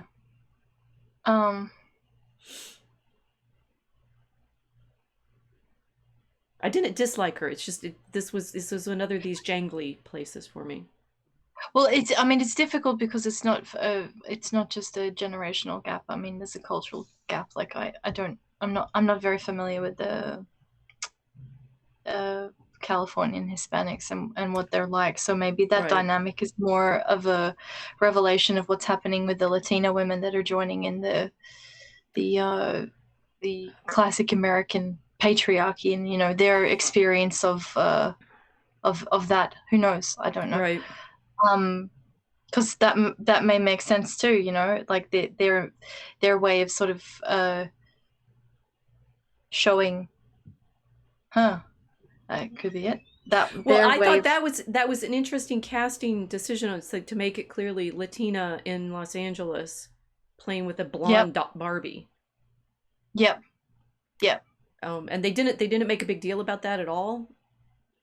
No, it was wonderful. Didn't mention it, but it was still there as a potential. Yep. And then having the dad, who is her actual husband, you know, speaking Spanish badly. Yes. Was interesting. Yeah, that was a kind of little sneak peek at, like, the interesting dynamics that are going on now with the patriarchy, if it exists. Well, so here's the only actual patriarch in the whole thing is Will Ferrell, who in the Barbie, you know, what do you call these pictures that we're getting? Says, "Please call me mother." Which one, I don't remember him saying that, but okay, so now I want to go there, right? It's like I do have strong ideas about this, paired with the only actual mother in the Barbie world, which is Midge, who's pregnant. Yes. They're making jokes about, there is actually, I did find a picture, but she's not in the slides, of the doll, and in the early 70s, apparently Mattel made a pregnant Barbie. This one, Midge. Well, she was a Barbie, but she's pregnant. Discontinued. Right? Yeah. And there's, continual, she's in the movie, just most of the thing is, everybody getting all upset about the President Barbies and the Nobel Prize Barbies and this and that. Mostly they're supporting characters. They're not really in the movie. The major drama and character arc is Barbie and Ken, alongside the Gloria and Sasha. It's Gloria. It's definitely Gloria. The mom's name is Gloria. I remembered that. And so these other supporting characters, it's interesting how it's like what Barbie World looks like, and there is this one that they constantly point to. She's pregnant, and then having Will Ferrell as the CEO of Mattel, uncertain about himself. I mean, it's like, so the boardroom when Barbie gets there is of course all men. History is going to hit you in the face in a minute. and Will Ferrell as whatever is, I think he's just CEO character, and that they're all in charge of the Barbies, but they're not actually like mean or anything. They're just clueless. Like usually all the Kens, they're clueless or this or that. We haven't said what happens to the Kens when they go back. I think maybe we're going to have another episode thinking about the patriarchy. on the Kens and the patriarchy. Well, I'll see whether I can figure out how to can we show clips that are in YouTube already? I mean, I'm not sure how to do that. I mean, I do know how to do it, but I don't. If they're very short, we might be able to. If you're doing commentary, you can do it. Yeah. Okay, so we have this Will Ferrell character calling him mother, and the one Barbie who is almost a mother, and this sort of tension of motherhood, in fact, throughout the whole movie, which is very well done, I thought. Yeah. Because it is. Well, do we give the spoiler? Do we skip it right to the end? No, okay, the spoiler is, here is Ruth Handler. Now, this is she's not the inventor of Barbie. She took the idea from Germany. We're going to have a picture of that next, which Dark Harold pointed out. Now everybody's talking about that there was another doll that Ruth Handler and her husband saw in Germany, and they adapted to be Barbie. But in fact, she never invented the doll. She adapted a. Here, I'll show you the next one. Here is Build Lily, who was a joke character, as Dark Harold points out, was literally a call girl. It was like a cartoon character that they made into a novelty doll. And apparently Handler saw these dolls in Germany in the 50s, mid 50s, said that would make a good doll. They brought it home, and the original Barbie Prime in her, black and white swim costume is basically the Build Lily, just a little bit refashioned. And I think they like re-engineered her joints or something so that she moved a little bit better. But it was a novelty doll, and it was meant to be a bit of a bimbo. But let's go back to Ruth Handler. Okay, so now Wikipedia will destroy and crush you, because it's all actually right there on Wikipedia. Guess who the CEO of Mattel was? The president of Mattel was from 1945 to 1975. Was it a man? No. It was a woman. I'm out of guesses. It was Ruth Handler. and there's She's invested Mattel. bimbo into What's me. funny is Mattel. They claim Mattel was the two men co-founders, Matt and Elliot. So Matson was his last name, and Elliot, and so they put the names together as Mattel. But they couldn't fit Ruth in, and it's like that's the dumbest thing I've ever heard. But she was technically the president. Actually, the president from 1945 to 19. So the original president of Mattel was Ruth Handler. Was mom. Was mom. Yep. No, it gets better. Trust me. No, I'm just thinking here, okay, so everyone's angry about the feminism messaging, but actually we've got the entire franchise, the entire Barbiedom started by a female CEO, okay? President, yes. And she was the president from in 1945. They founded the company in around then, and they make her president. She's the one who makes the decision about bringing the Build Lily in, right? And they make this doll, right? So it's whatever, you know, kind of impossible beauty standards. This showing an actual runway model in the costume. There's been lots of retrospectives. I didn't know any of this. I had no idea that black and white costume was iconic, but that this you know, the runway dolls and the sort of whether or not they represent real women or not. I like that they're making dolls for the movie, and they have made a doll of Gloria too. So, but she's in pink, just as the Barbie is in pink. Anyway, so Ruth Handler is in fact the CEO into 1975. At which point she was in fact replaced by a man. Mm-hmm. You want to know why? Yes. She mismanaged the finances. They were investigated by the Security and Exchange Commission, and she was. This is the IRS problem. It's sort of involved, and I'm sure Mattel has. I mean, the thing is, I trust using Wikipedia for this because Mattel has got to have its hands all over their pages, right? It's like surely this is the nicest way they could possibly say it. She apparently had breast cancer and a mastectomy, and it explains that probably some of the problem with whatever was going on was, I don't know, the medication she was on. This is in the early 70s, so but no, the reason that she gets replaced as president is because she didn't keep the books properly, I guess. It's fraud. How did they? My notes have dropped. I wanted to say it the way the Wikipedia said it. Fraudulent financial reports. Interesting. So we will now go back to Ruth Handler. Do you remember the Ruth Handler character in the movie? Played by Rhea Perlman, who doesn't seem to be in any of the production shots, right? And how did they present the fact that this is the one place I think they out and out lied, right? It's like, and it's so interesting. Okay. Oh no, there's another layer that's actually creepier. Okay. Sorry. Because the things that people are getting upset about, it's like it's horror in Barbie Land. Yeah, the horror in Barbie Land is the Mattel was not run by men. It was run by Ruth Handler for the first 30 years.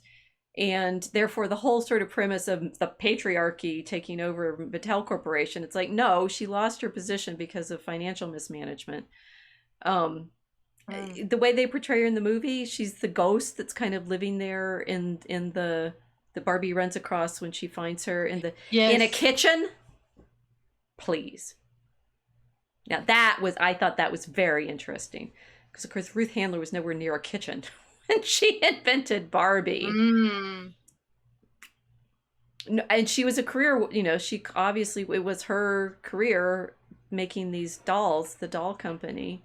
And they have, Ruth, CEO, Will Ferrell CEO says something like, oh, well, she kind of inspires, right? She's not really part of the company properly now, but she's inspiring the company. I think Ruth actually, her husband died only recently, like in the last decade, but she died in the aughts, I think.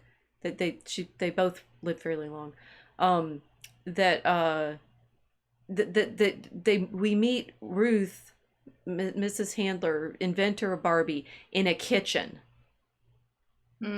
Now, either that's the cleverest subversion of all, or what?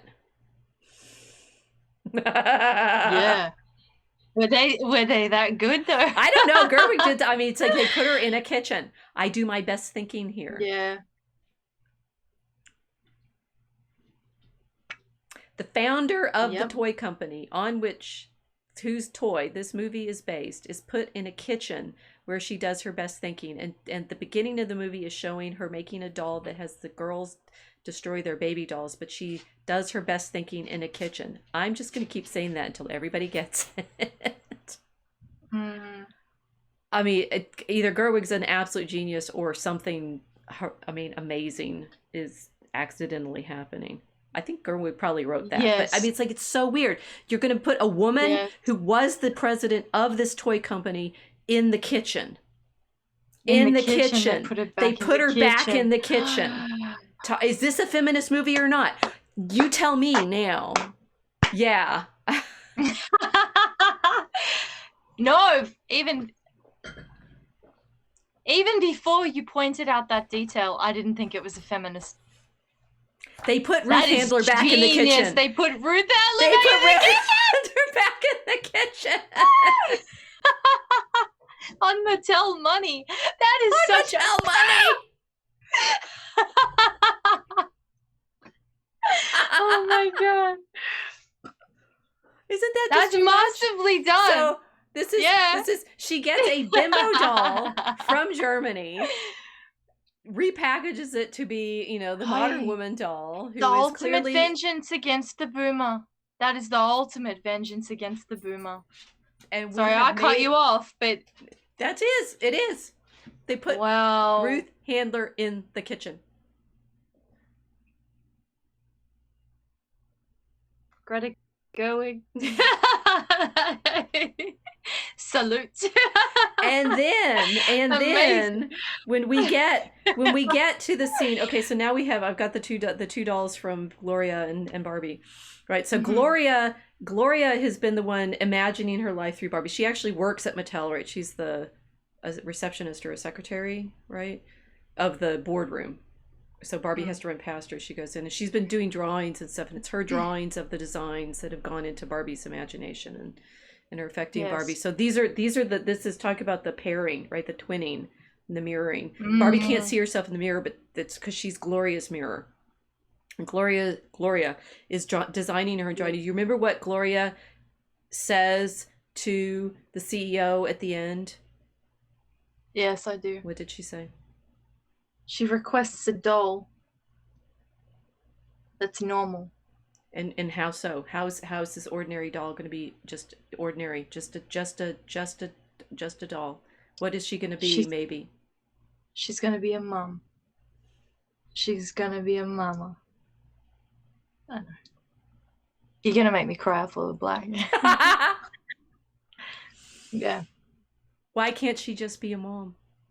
And I'm like, you've set up a movie to have the girls, destroying their baby dolls. And the climax of it is your heroine, on whom all of Barbie's imagining has been based, is saying, why can't we have a doll that's just a mom? Yeah. She just broke the great wall of silence of the millennial generation. Yep. Yeah. Yeah. I don't want to do anything. I just want to be home with my kids. You're not allowed to say that as a millennial because you've got a boomer narrator that's telling you that you need to be Barbie. I felt it at the end of that film too. Now we're both crying. Yeah. It was great. It was absolutely great. We haven't even got to what they did for Ken. We'll do Ken next, right?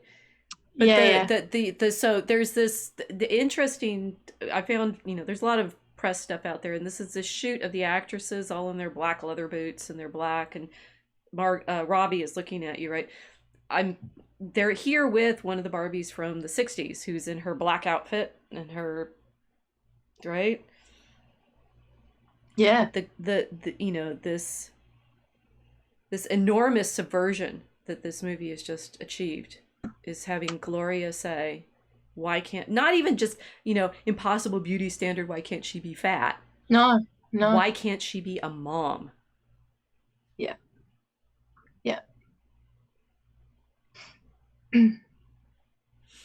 Normal. I mean, be what Gloria And wants not, to be is, playing with yes. her daughter. Yep. They have all the scenes with them playing together, and of course she's taking on the character she wants to be, and she wants a better relationship with her daughter, which they achieve, thanks to various things that happen in Barbie Land. But it's like, yeah, that she wants a relationship with her daughter, she wants to be a mom. That's it, right? And just like right there, out the window, all of the fantasy versions of, oh, we need to be president, and we need to be this, and we need to be that. Because, of course, what happens when Barbie, and now I've got Robbie and McKinnon, right? They look exactly alike. It's like... They're beautiful, beautiful women. Yeah, but it's like, so McKinnon has to be there as weird Barbie with her haircut and everything, but it's like they are actually, it's another twinning, right? It's like Barbie... Once they're the same. They're the same. They're the same. Yeah. They're exactly the same. That's why when Barbie has her existential crisis and she's flat on the floor and she's like, she's malfunctioning with the cellulite, she goes, I'm going to be weird and unlovable like you. Because she's entered the same, the same mode. I'm still crying about it because I'm thinking about all of the women that I grew up with, and I've been in that generation. We were the crash test dummies for all of this, the boomer idealization of a woman that can do anything except for be a mother. Mm-hmm. Like, who wants to? I shouldn't say could be, but who wants to do everything except for be a mother? Right. And it makes me cry. It made me cry at the end of that movie too. Because I didn't think to look up whether Mirren had any kids, but this fits, right? It's like this revenge. It's like this is revenge against the boomers. Yeah, it is. It's the revenge against the boomers because we were not allowed to say that out loud ever. So I know you Kens are angry, but like from the female perspective of this Barbie film, growing up as a woman in my generation, I was not allowed to tell everybody that I didn't actually even want to go to school. I just wanted to stay home with my family. Yeah. Which is an unusual thing to say because Weird Barbie has a high IQ. But I actually didn't want to do anything with it except for be in a family. And a lot of girls that I know who were brilliant were the same. We got pushed into presidents, Barbie and astronaut Barbie and electrical engineer Barbie and all of it. And you couldn't be the discontinued line. Nobody wanted to be the discontinued line. Right.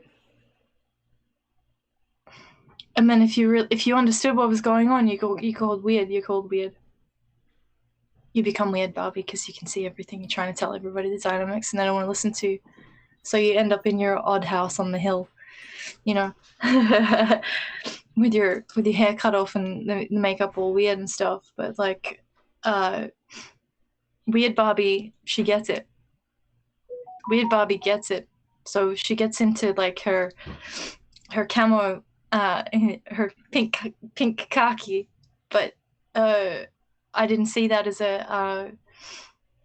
a domination of the masculine. She was looking out for the girls because she could see the dynamics and she knew what was going on after the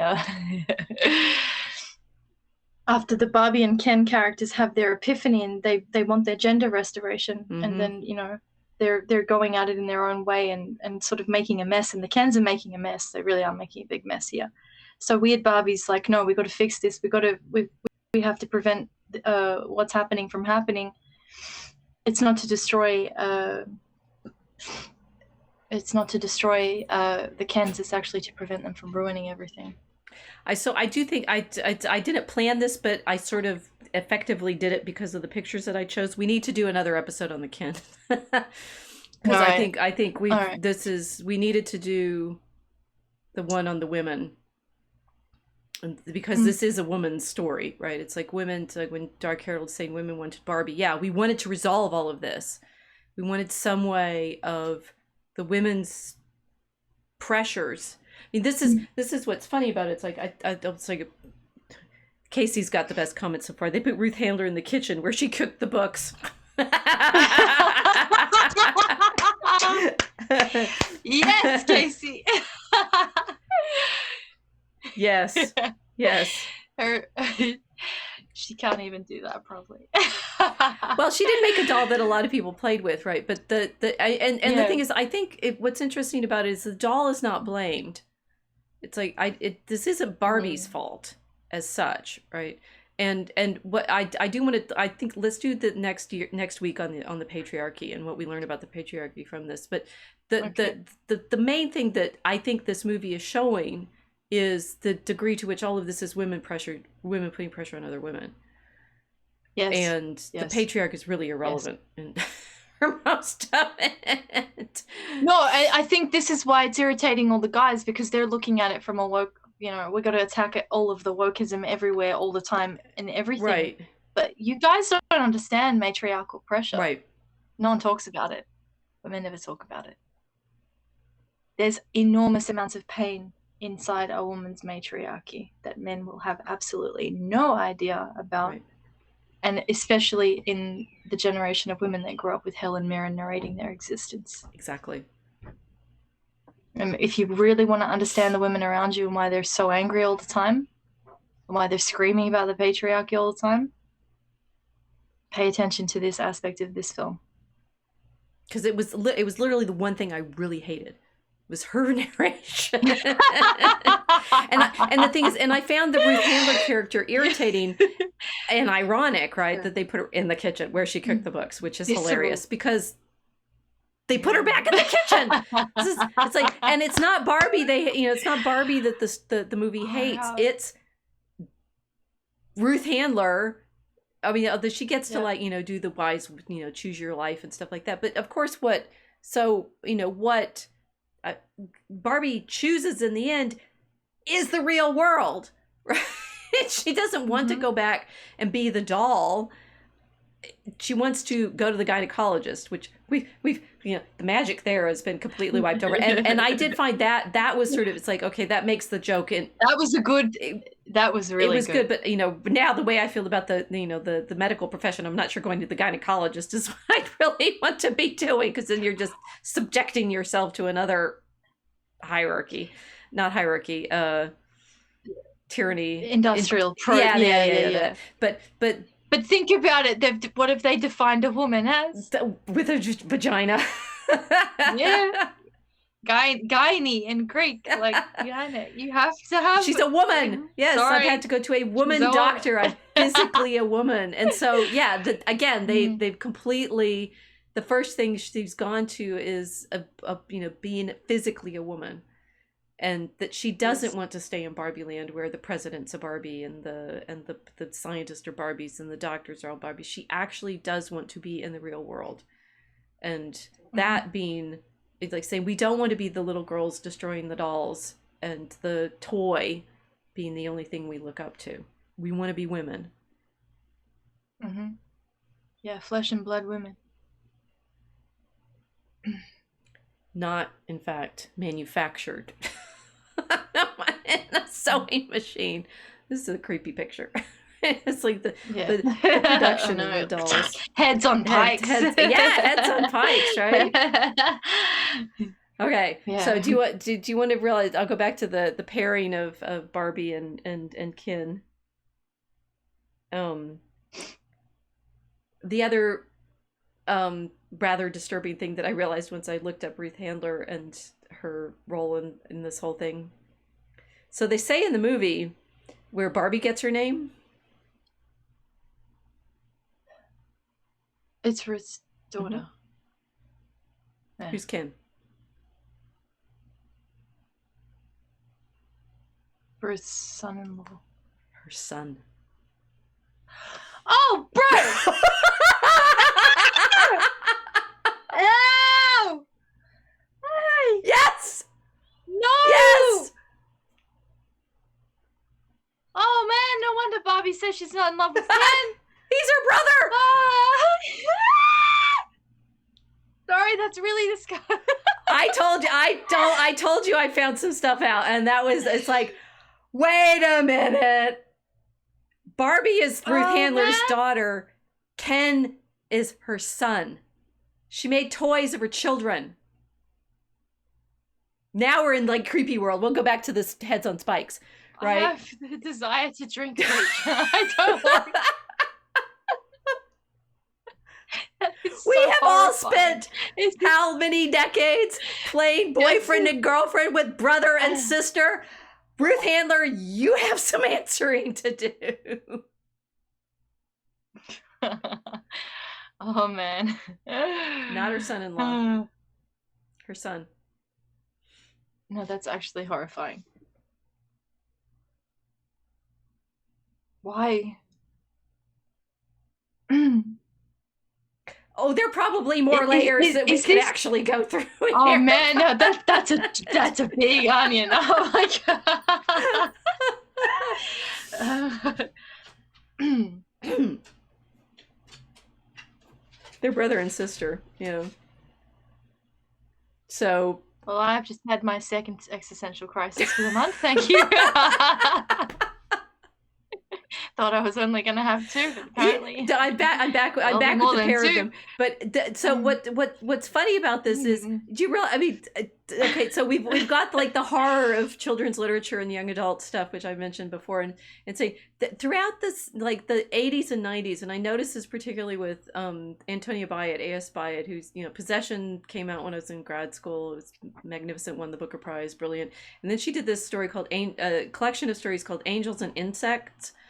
And of course, the answer to the puzzle in the Angels and Insects, it was a collection of stories, but there's one story in it which there's a family dynamic, and it's all insects is an anagram.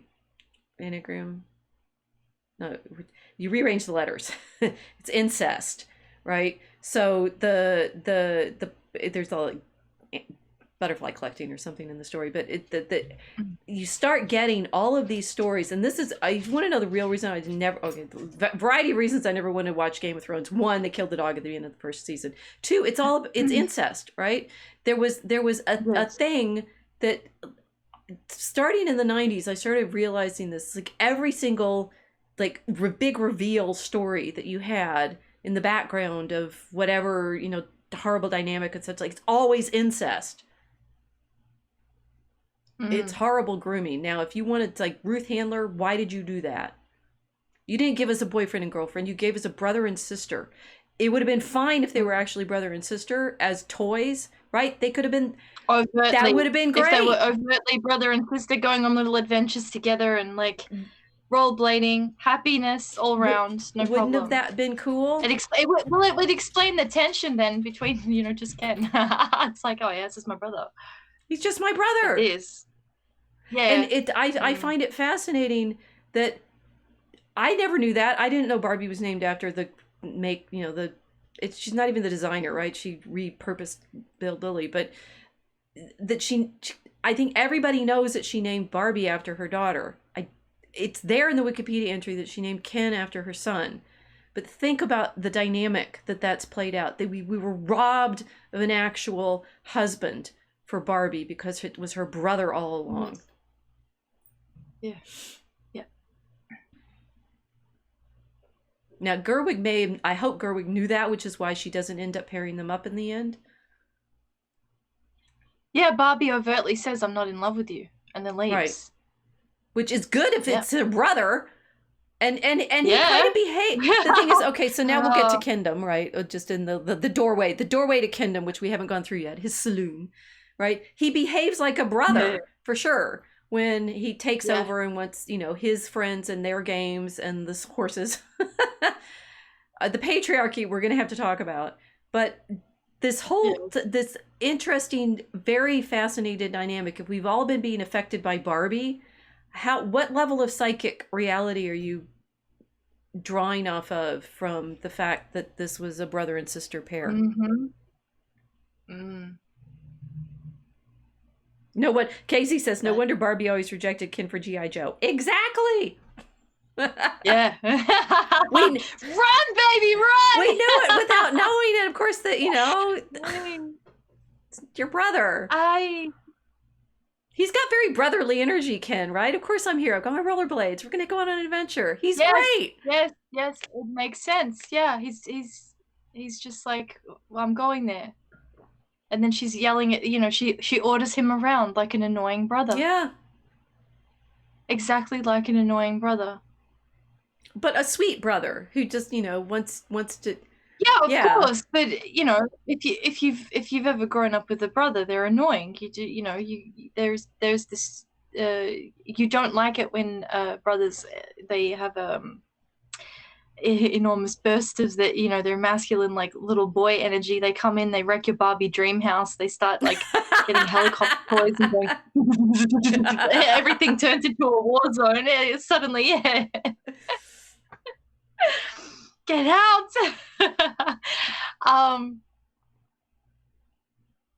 That makes so much sense now. A whole generation trapped in the dynamic of men and women relating to each other based on the prototypes of a sister and a brother, and not as men and women. It makes so much sense of the culture. Everything. Yeah. That's brilliant. Now, I am wondering whether Gerwig, I mean, she seems to have thought very carefully about a lot of stuff, her and her husband, in writing this. I mean, she's getting all the credit as a writer, but they did Baumbach, they co-wrote it. Of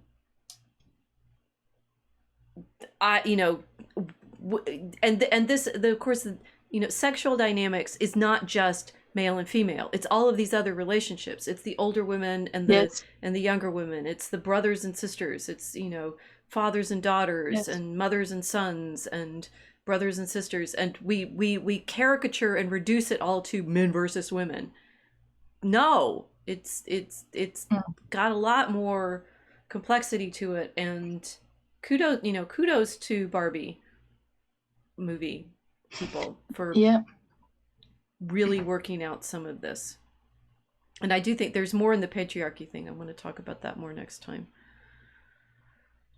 Oh, there's so much. Yeah. I was really excited to be able to talk about that. Not to man bash, but to explain why the Kendom actually is a failure. Let's do that. We've got them to the saloon. In context of them as siblings, now that can happen really well. Buckle up, bro.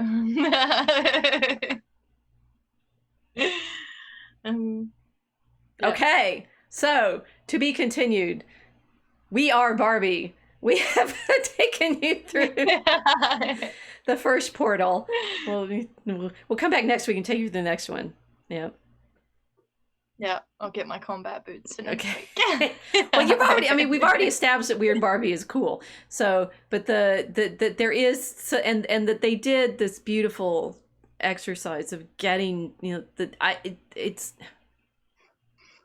say they've taken on even more than Clueless did, because Clueless was simply a romance, and obviously Jane Austen wrote it, and so we have some layers there. This one, they were, as you were saying, they're trying to answer for the millennials against the boomers, and that's a really not impossible because they achieved it, but very, very difficult. It was very bold. Very bold. Yeah. Amazing. Here Be Barbies. We'll be back next week with more. All right. Good night, everyone. Oh, wait. Subscribe, like, watch for our newsletter, sign up for our newsletter. We've got to get better at this, like, self-promotion stuff. I don't know. I'll make more Barbie posters of us. Night. Yes.